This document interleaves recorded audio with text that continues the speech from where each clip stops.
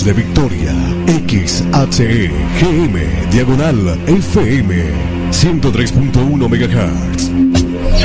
Están escuchando su programa El Canto del Gallo. El Canto del Gallo. Con el evangelista Hugo Martínez.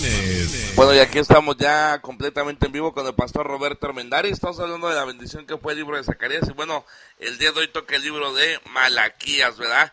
Y bueno, para los que dicen, ¿verdad?, que el diezmo es algo opcional, ¿verdad? Algo, una sugerencia de Dios, ¿verdad? Ahorita en el libro de Malaquías van a ver que no es cierto, ¿verdad? Que es un mandato de Dios que va más allá de la ley y que es algo que...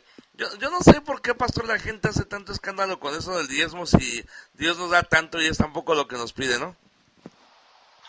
Sí, hermano, yo no sé, la verdad, tampoco no entiendo. Yo creo que, hermano, la Biblia dice que el diablo es el engañador del mundo entero. Y yo creo que estamos bien mal guiados por el mismo diablo o las corrientes de Satanás, ¿ves? Y la mezquinidad se hace patente en la vida de las personas precisamente por esas doctrinas malas que tenemos, ¿ves? Pero si la gente pudiera entender que viviendo bajo ese principio uno puede producir más, entonces pudiéramos ser más generosos aún todavía. Amén, pastor. A ver si te puedes acercar un poquito más a tu micrófono para que se oiga más. Y bueno, el día de hoy, hermanos, estamos contentos. El hermano nos va a dar el libro de Malaquías. Y bueno, pastor, el tiempo es tuyo. Adelante. Así es, hermanos. Pues muchas gracias. Quiero darles a todos ustedes. Es en realidad para mí, hermanos, un privilegio el poder estar compartiendo la palabra. Y quiero darle gracias a Dios primeramente y a todos ustedes que me están acompañando aquí en este programa. Pero vamos a orar, hermano. Señor y mi Dios, quiero darte gracias una vez más por este privilegio que me das a mí, Señor, sin merecerlo, de ser el portador de tu palabra, Señor, el día de hoy. Yo te pido que tú nos bendigas, Señor, a mí, junto con mis hermanos que me están escuchando, donde quiera que estén, y que el estudio que tengamos hoy, Señor, sea enriquecedor para nuestras almas, Señor. Reúnete con nosotros, Señor, en este estudio y bendice a cada persona que me está escuchando en el nombre precioso de Cristo Jesús. Amén. Bueno, vamos a empezar hablando un poquito acerca del trasfondo histórico de Malaquías. Para poder entender un poquito mejor el contexto, vamos a ver el trasfondo histórico. Mire que yo había estado hablando acerca de Zacarías las últimas semanas y me tardé varias semanas en ello. Y Malaquías vino un poquito después de Zacarías. El pueblo de Israel había regresado después de estar cautivos más de 70 años básicamente, y ellos empiezan a regresar, hermanos, a reconstruir Jerusalén. Ellos habían estado en Babilonia cuando el imperio babilónico cae. Entonces el siguiente imperio, los medo-persas, les permiten regresar a reconstruir la ciudad. Ellos llegan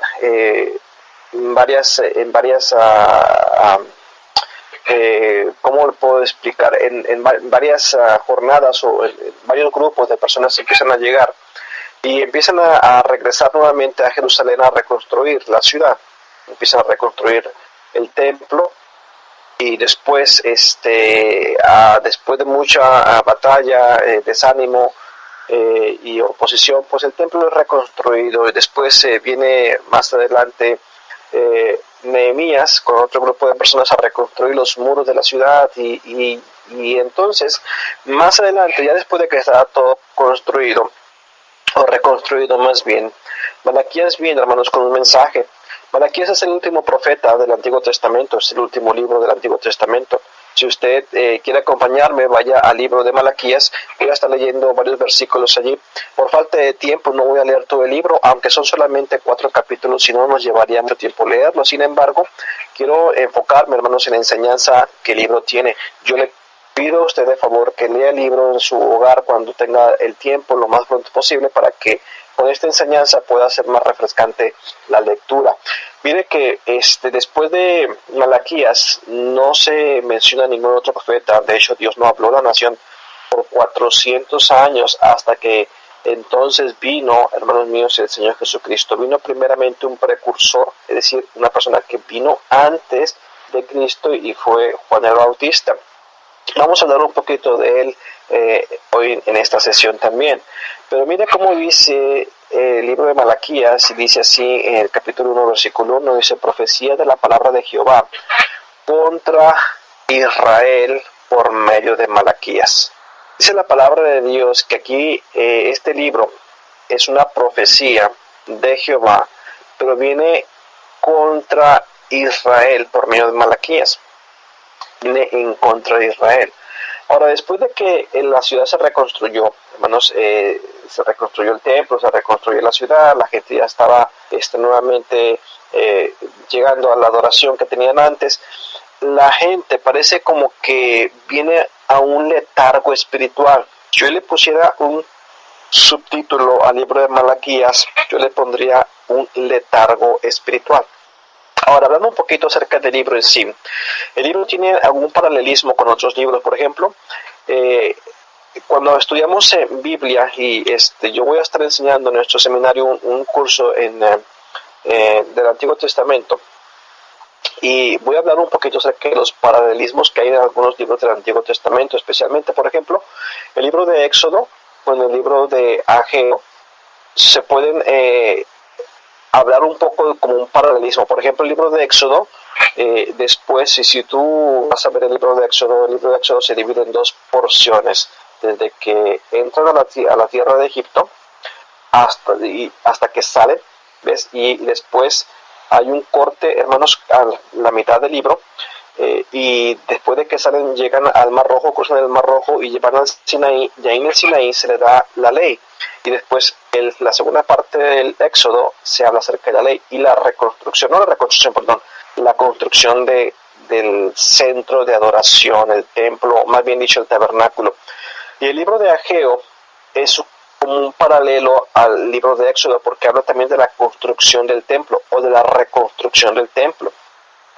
Por ejemplo, el libro de Levítico también tiene un paralelismo que es con el libro de Malaquías, porque el libro de Éxodo habla de la construcción del templo, pero el libro de Levítico habla acerca de la adoración que hay en el templo.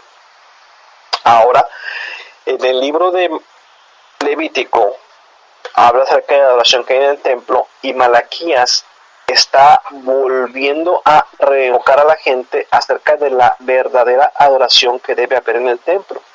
Entonces podemos hacer esos paralelismos, esas comparaciones, Éxodo con Ageo, Levítico con Malaquías. Y mire que aquí en el libro de Malaquías se menciona mucho a Leví, y es porque nuevamente todo está relacionado con la adoración de Dios en el templo. Ahora, hay un enfoque aquí en el libro de Malaquías que es la actitud, hermanos, de quienes rinden el culto a Dios. Por ejemplo, volviendo al paralelismo que hablaba yo hace un momento, Levítico habla de cómo adorar a Dios. Sin embargo, Malaquías va un poquito más allá, porque él se enfoca en el corazón de los que adoran a Dios, no solamente cómo adorar a Dios, pero en la actitud para adorar a Dios. Como les decía yo, ya el templo había sido reconstruido, pero ahora, hermanos, en el tiempo de Malaquías, el sistema de adoración, los ritos se habían vuelto precisamente eso, unos ritos, algo rutinario que después, hermanos míos, se volvió una indiferencia. Y esa es la raíz del problema que tenemos aquí en Malaquías, que se está tratando, una indiferencia que había en la gente. Por eso es que el primer versículo dice que es una profecía contra Israel. Y mire, hermano, voy a aclarar algunos puntos que están muy mal entendidos aquí en este libro.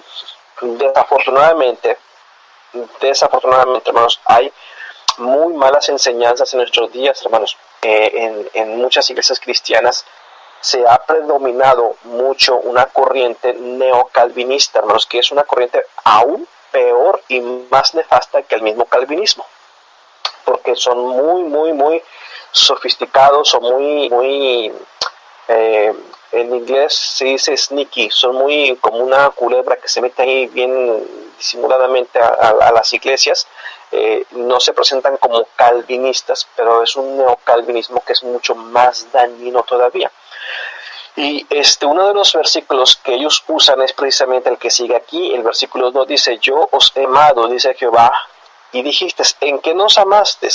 no era Esaú, hermano de Jacob, dice Jehová, llamé a Jacob y a Esaú aborrecí y convertí sus montes en desolación y abandoné su heredad para los chacales del desierto.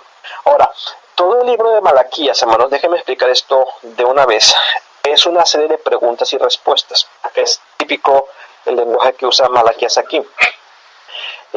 Hace una pregunta y él mismo da una respuesta aquí. Y aquí está la pregunta, la primera pregunta que dice Malaquías aquí. Dice, yo os he amado, dice Jehová. Fíjense, primero viene una afirmación. Yo os he amado, dice Jehová. Yo os he amado. Y dijiste, ¿en qué nos amaste? No era Esaú, hermano de Jacob, dice Jehová, llamé a Jacob. Vuelve Dios y responde otra vez con una pregunta. No era Esaú, hermano de Jacob, dice Jehová, llamé a Jacob y a Esaú aborrecí y convertí sus montes en desolación y abandoné su heredad para los chacales en el desierto. Y aquí está, hermanos, una de las enseñanzas que los neocalvinistas y los calvinistas, dicho sea de paso, también están enseñando. Y dicen ahí, mira, viste. Ahí dice que Dios aborreció a Esaú. Así que Dios aborrece a gente también. Dios aborrece a gente y ama a otros. Y hermanos, eso es una muy mala interpretación. Esa gente debería de estudiar un buen curso de hermenéutica y les invito a esas personas, ya cualquiera que quiera venir a estudiar con nosotros en el seminario, hay un curso que se llama hermenéutica para poder interpretar bien este tipo de cuestiones. Porque entonces, si esto es así literalmente como habla, que habría, hermanos, un conflicto muy grande con otros versículos, no otros, muchos versículos que hablan del amor de Dios hacia la humanidad. Por ejemplo, Juan 3:16, que dice que Dios amó al mundo. ¿Ves? Pero entonces, ¿cómo explicamos esto, hermanos? Y es que tenemos que entender, hermanos, que en la Biblia hay muchas figuras de lenguaje. Figuras del lenguaje que nosotros usamos cotidianamente. Por ejemplo, muchas veces decimos, ¡ay, me estoy muriendo de hambre! ¿Verdad? Y eso es una exageración. No nos estamos muriendo literalmente de hambre. Sin embargo, lo que queremos decir con esa exageración es de que tenemos bastante hambre, que quisiéramos, a veces decimos, oh, yo me pudiera comer una res entera. Eso es mentira. Tú no te puedes comer una res entera y tampoco te estás muriendo de hambre. Así que si yo escucho a una persona diciendo, me estoy muriendo de hambre, yo no voy a salir gritando como loco, oye, esta persona se va a morir en 5 minutos porque no ha comido nada. No.